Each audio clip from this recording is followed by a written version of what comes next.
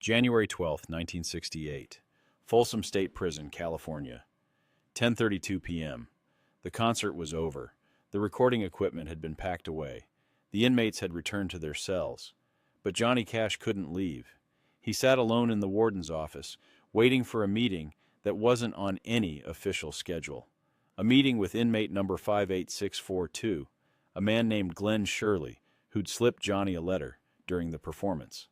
A letter that contained a song that would change both their lives forever. What the world didn't know was that the famous Folsom Prison concert wasn't just a performance. It was the beginning of a relationship that would expose the darkest truths about the prison system, test Johnny's commitment to redemption, and ultimately end in tragedy that haunted him until his death. But what nobody knows is what Glen Sherley told Johnny that night, and why Johnny spent the next decade trying to save a man who might have been beyond saving. The letter that started everything. January 13th, 1968, morning of the concert. Johnny had received thousands of letters from prisoners over the years. Fan mail, requests for help, poems, confessions. He read them all, or tried to. But Glen Sherley's letter was different. It arrived not through the mail, but hand-delivered by a guard who whispered, "Shirley wanted you to have this before the show. Says it's important." Inside was a song written on prison stationery. The title, Greystone Chapel. The lyrics were raw, honest, about finding redemption in the prison chapel, about faith surviving in the darkest places. But it was the note attached that caught Johnny's attention. "Mr. Cash, I know you don't know me. I'm serving 5 to life for armed robbery. I've been in and out of prison since I was 15. I'm 28 now, and I've spent more of my life inside than out. I wrote this song in the chapel here at Folsom. It's the only place I feel human. If you like it, maybe you could record it someday. If you don't, that's okay too. Just wanted you to know that your music keeps some of us alive in here. Respectfully, Glen Sherley, number 58642. Johnny read the song, then read it again, then called his producer. "I want to perform this, today, at the concert. Johnny, we haven't rehearsed it. You just got it this morning." "I don't need to rehearse it. This is what the concert is about. Giving voice to these men. This is one of their voices. We're performing it." That afternoon, Johnny Cash performed Greystone Chapel at Folsom Prison, reading the lyrics from Glen Sherley's handwritten pages. The inmates went silent, then erupted, because one of their own had just been heard. One of their own had just mattered. Glen Sherley sat in the audience, tears streaming down his face, unable to believe what was happening. But you're not ready for what Glen told Johnny after the show. The confession nobody heard. January 13th, 1968. 10:45 p.m. Glen Sherley entered the warden's office escorted by 2 guards. He was tall, intense, with eyes that had seen too much. "Mr. Cash," he said quietly, "thank you for what you did today." "Your song deserved to be heard," Johnny replied. "The guards can wait outside. Glen and I need to talk." The warden hesitated, but nodded. For the next 2 hours, Glen Sherley told Johnny Cash his story, not the sanitized version for parole boards, but the truth. "I grew up in Oakland," Glen began. "My father was a drunk who beat us. My mother worked 3 jobs and was never home. By the time I was 12, I was running with gangs. By 15, I'd committed my first armed robbery. Not because I was evil, Mr. Cash, because I was hungry and angry, and nobody had ever shown me another way to be." Johnny listened without judgment. "I've been in 6 different prisons," Glen continued. "Folsom is number 6, and in every single one, I've seen things that would make you sick. Guards who beat inmates for fun. Prisoners who rape weaker men, and the guards look the other way. A system that doesn't rehabilitate, it just warehouses human beings until they're either broken or dead." "Why are you telling me this?" Johnny asked. "Because you're the first person with power who seems to actually see us as human. And I need you to understand something. What you did today, performing my song, it gave me hope. But hope is dangerous in here, Mr. Cash. Hope gets you killed." "What do you mean?" "I mean there are men in here, inmates and guards both, who don't want anyone making it out, who don't want redemption stories, who profit from keeping us trapped. And if they think you're trying to help me, they'll make sure I never see the outside." Johnny leaned forward. "Then we'll make sure you do see the outside. I'll help you get paroled." "Why would you do that for me?" "Because your song told the truth, and because I believe people deserve second chances. How many times have you been denied parole?" "4 times. I'm up again in 6 months. But they'll deny me again. They always do." "Not this time," Johnny said. "This time you've got someone fighting for you." Glen looked at Johnny with a mixture of hope and fear. "You don't know what you're promising." But Johnny was certain. He was going to save Glen Sherley. He had no idea what that promise would cost. Don't miss what happened when Johnny tried to keep his promise. The campaign that changed everything, 1968 to 1971. Johnny Cash became obsessed with getting Glen Sherley released. He wrote letters to the parole board. He called in favors. He used his fame as leverage. "At Glen Sherley's parole hearing, I want to testify," Johnny told his lawyer. "Johnny, that's unusual. The parole board might see it as celebrity interference." "I don't care how they see it. Glen deserves a chance." June watched this obsession with growing concern. "Why this prisoner, Johnny? Why Glen Sherley specifically?" "Because he's talented, because he's trying, because he wrote a song that mattered. Or because saving him makes you feel like you're saving yourself." Johnny didn't answer. But June was right. In Glen Sherley, Johnny saw his own darkness reflected. The addiction, the self-destruction, the feeling of being trapped. If Johnny could save Glen, maybe it meant Johnny himself was savable. In July 1971, after 3 years of Johnny's advocacy, Glen Sherley was paroled. Johnny was there the day he was released, offering him a job, a place to stay, a new beginning. "Welcome to freedom," Johnny said, embracing Glen at the prison gates. Glen looked at the world outside with eyes that hadn't seen freedom in 13 years. "I don't know how to do this," he whispered. "We'll figure it out together," Johnny promised. But freedom, they would both discover, was more complicated than either of them imagined. You won't believe what happened when Glen joined Johnny's tour. The unraveling nobody saw coming. 1971 to 1972.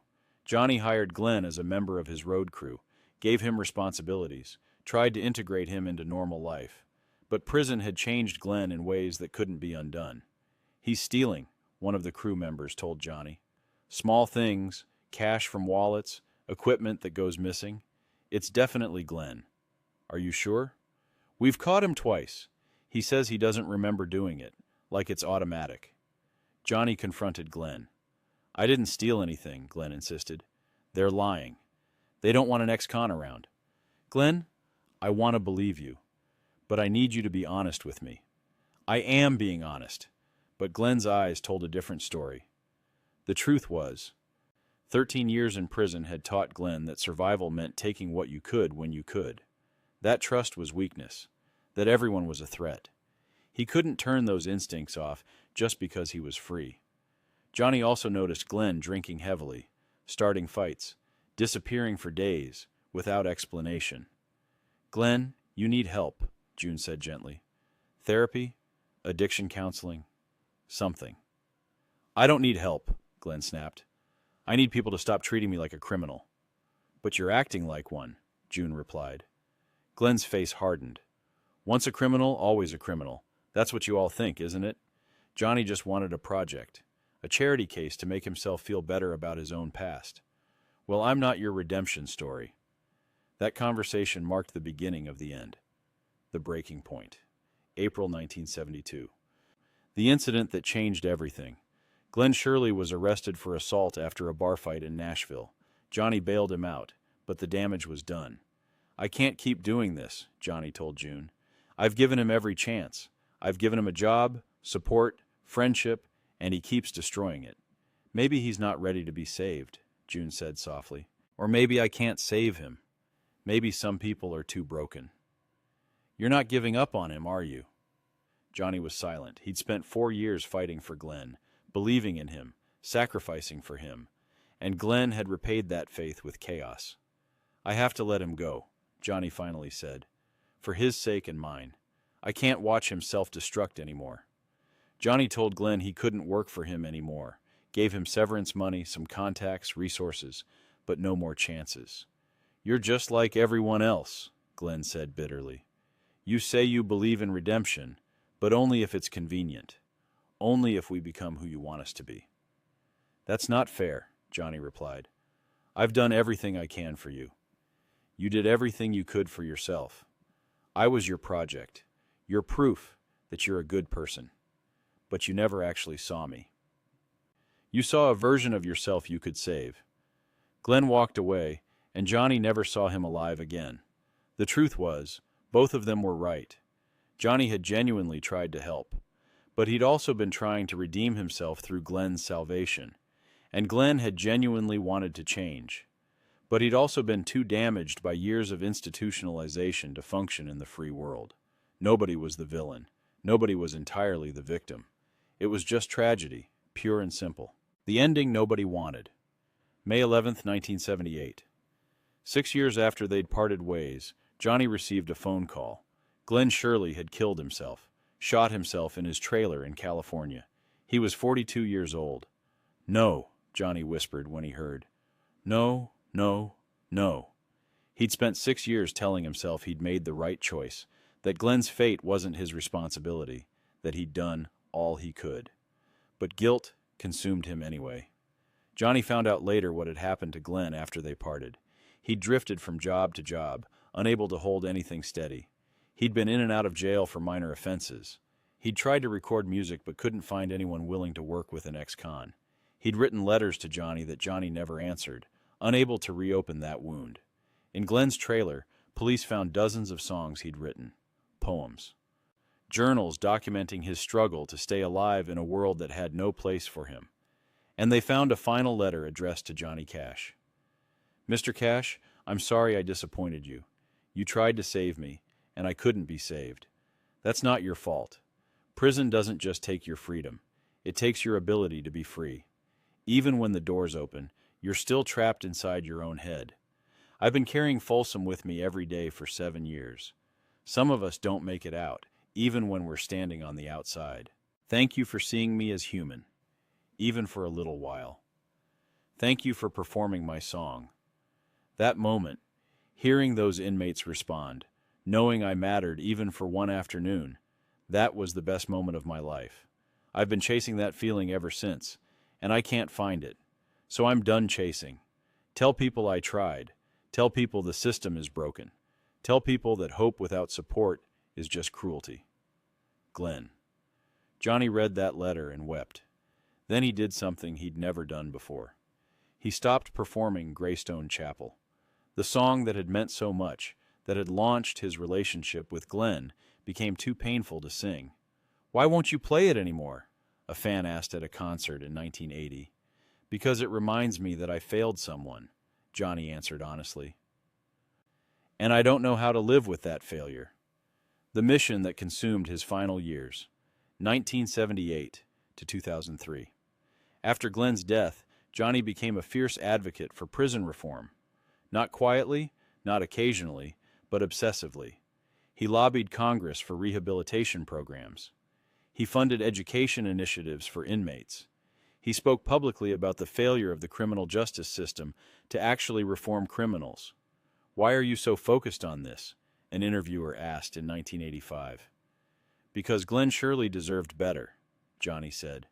"Because there are thousands of Glen Sherleys in prisons right now, writing songs, trying to change, and the system is set up to make sure they fail."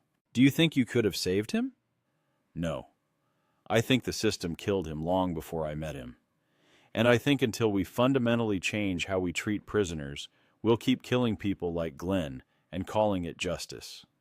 Johnny never spoke publicly about his personal relationship with Glen. Never mentioned the theft, the fights, the disappointment. He protected Glen's memory the way he wished he could have protected Glen's life. In his autobiography, Johnny wrote briefly about Glen. Glen Sherley was a talented songwriter whose life was destroyed by a system that doesn't believe in redemption. I tried to help him, and I failed. That failure taught me that individual kindness isn't enough. We need systemic change. But in his private journals, found after his death, Johnny was more honest. I think about Glen every day. I wonder if I gave up on him too soon. I wonder if I was helping him or helping myself.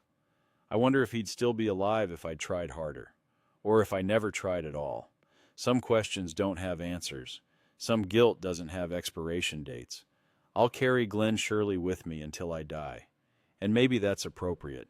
Maybe that's what it means to truly see someone's humanity, to let their pain become part of your pain, to carry their story even when it hurts. The real legacy, what Glen Sherley's story teaches us. Here's the truth that nobody wants to hear. Sometimes love isn't enough.